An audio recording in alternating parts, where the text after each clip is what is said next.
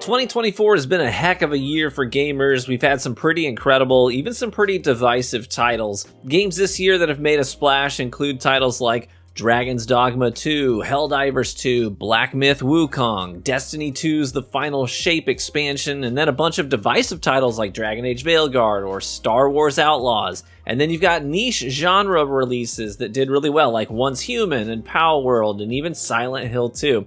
And I know I've missed games in this quick off-the-cuff list, and I'm going to hear all about it in the comments section, so do me a favor and drop a comment with the name of a game this year that you think deserves to at least make the cut here for best hits of 2024. But that brings me to the question that I want to explore in today's video. Does Space Marine 2 deserve to be considered when we ultimately give away the award of best game of 2024? So I'm going to go through some key features and core components of the game. We'll talk about the good and the bad, and ultimately, I'm going to tell you at the end of the video if I think Space Marine 2 has a shot for Game of the Year for 2024. Let's dive in. The first thing I want to talk about today is probably not a usual place to start a conversation like this, but it's definitely something that needs to be brought up when discussing the measure of a game, and that is developer support. Now, I can say definitively that it's been a while since I've seen a developer work as rapidly to refine the finer details of a game as Saber and Focus has been doing. And I say the two of them because both developer and publisher, they seem to be working seamlessly together here. And not every update has been a hitter, like we all know that in the Space Marine community. There's been some flops of updates, but to their credit, they are constantly taking in feedback from the community and working hard to get things dialed in just right between matchmaking, sandbox, nuanced combat balance, weapon buffs, etc. Not to mention all the post-launch content that we've gotten and are scheduled to receive still, despite this not being a live service game. So I think ultimately that Saber and Focus have done an outstanding job listening to player feedback and modifying the game based on their player base's needs, while continuing to bring fresh content to the game to keep people coming back for more. The next thing I want to talk about is pricing and the pricing model of the game. So Space Marine 2, it's $60 for the standard edition, it's $90 for the gold. That's basically the industry standard, but what I appreciate is that the developer isn't trying to nickel and dime you after you make your original purchase, okay? Instead, they took the Baldur's Gate 3 approach. Larian said outright that they believe they made an incredible game, and they expect you to pay for that full experience up front. At that point, the transaction is basically over. You can enjoy hundreds and hundreds of hours of entertainment and enjoy their product. Boom, it's that simple. Space Marine does the same thing. They said, hey, we've got a kick-ass game for you, and if you want, you can buy it, and then the transactions are done. The new operation, Termination, wasn't a separate charge. The new difficulty mode, Lethal, wasn't a separate charge. The new sidearm we're getting isn't a separate charge. It's clean and it's simple. Unlike, games like Destiny 2, for example, where I came from, I've been covering for years. But I love the game, don't get me wrong, but every single thing has its own separate charge in that game, right? You want to play this dungeon? Yeah, that's a $30 entry fee. This raid over here? Yeah, that's part of a $40 content pack. Oh, you want this cool looking armor? That's $10 in our Eververse store. This gun? Oh, that's part of a $35 content drop from last year. Next thing you know, you've spent more than $100 to access individual pieces of content from different drops. It's confusing, it's a lot. And Space Marine says, no, we're not gonna do that. just pay the entry fee and you're in. Next up, we gotta talk about the world itself. The characters, the story, the narrative, the planets, and the culture of the Space Marines. And this is one of the game's strongest aspects, okay? This game is unapologetically and uncompromisingly a Warhammer game. Warhammer doesn't care anything at all about our real world. It doesn't care that Marines in our world don't fight magical interdimensional demons. It doesn't care that in the real world, humanitarian crises exist and that in our world, it's a real thing that we need to care about. But it doesn't care that in our world, technology that pushes humanity past our own planet looks high-tech and futuristic. Space Marine 2 says, welcome to the grim dark future, baby. Technology is at a standstill. Humans die by the millions, often by your own hands because they're expendable resources. Demons hurl psionic energy at you. Aliens condense you and other organic material down into meat soup and suck it up through giant flesh straws into their hive ships in orbit. and we're using repurposed mining equipment to curb stomp the skulls of our enemies into red mist while putting a chainsaw on a sword hilt to brutally saw through the bones and chitin and armor of the enemies of the Emperor, who we revere as God. This game has no problems being true to the source material.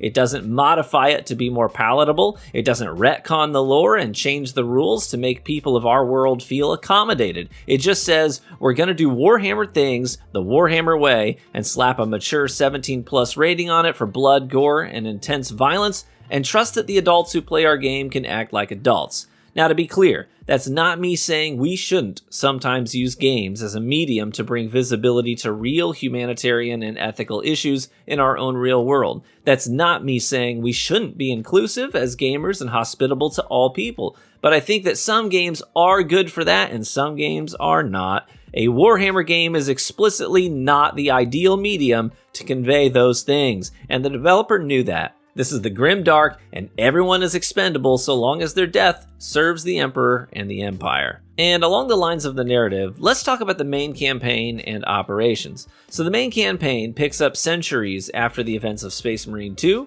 We follow Titus's journey and story as he sort of serves his penance and proves his worth and mettle to the Empire. He's a gruff and grizzled seasoned soldier, and you always feel like even though you, the player, might not be well experienced in the game, Titus, the guy you're playing, he sure is. Even from the first mission, he has a commanding presence. His dialogue is well written to his character, and the growth that we see from start to finish feels organic, doesn't feel forced.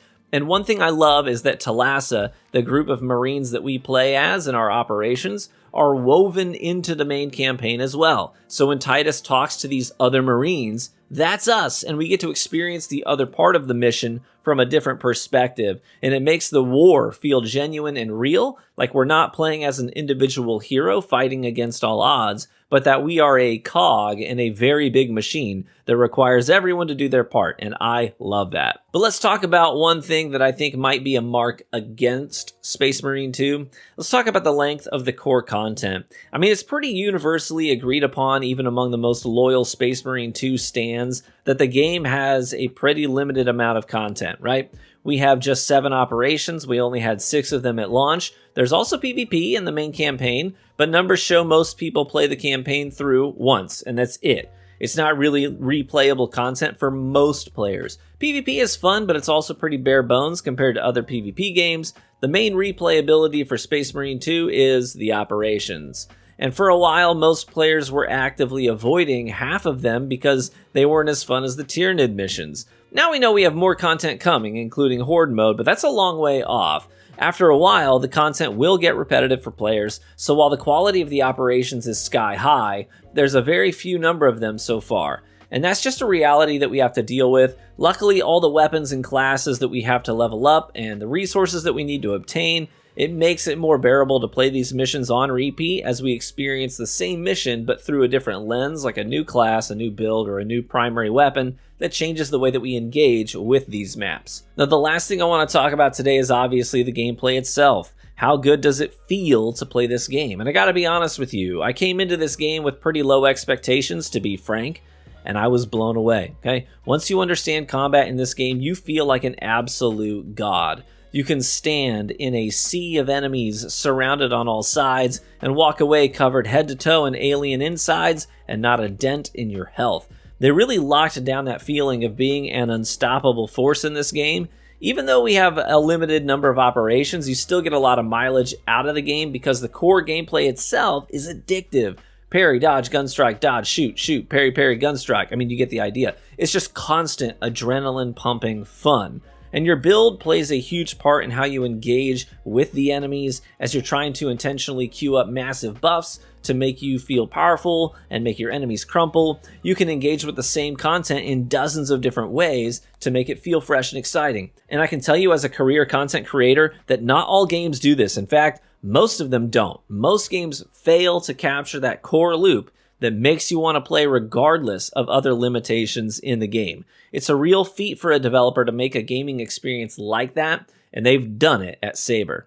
So to wrap up the discussion today, let me just say that for me personally, I think Space Marine 2 deserves to be in everyone's top 3 list for Game of the Year. So much so that if we get to the Game Awards and it's not one of the nominees, then I'm just going to assume that everything is made up and the points don't matter. You would be hard-pressed to find another game in 2024 that does all of these things simultaneously the way that Space Marine does. I'm talking about honors the source material, tells a compelling story, has core gameplay that pulls the player back in, and has rapid live support based on direct community feedback. So yeah, this game should be a contender in my book, but I want to hear from you. What games do you think would be hard for Space Marine 2 to beat this year? Who are the other major contenders? And would Space Marine even make your top 3 list? Let me know in the comments below. Big shout out to all of you who are watching. Thank you for your support. Thank you for your patience as I took a week and some change off to grind out Vanguard and post a couple of vids. I had fun, but I'm also glad that I finished that grind and I'm back to Space Marine for now.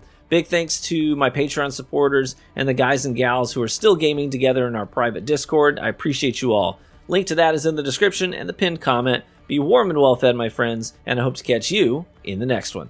Bye-bye.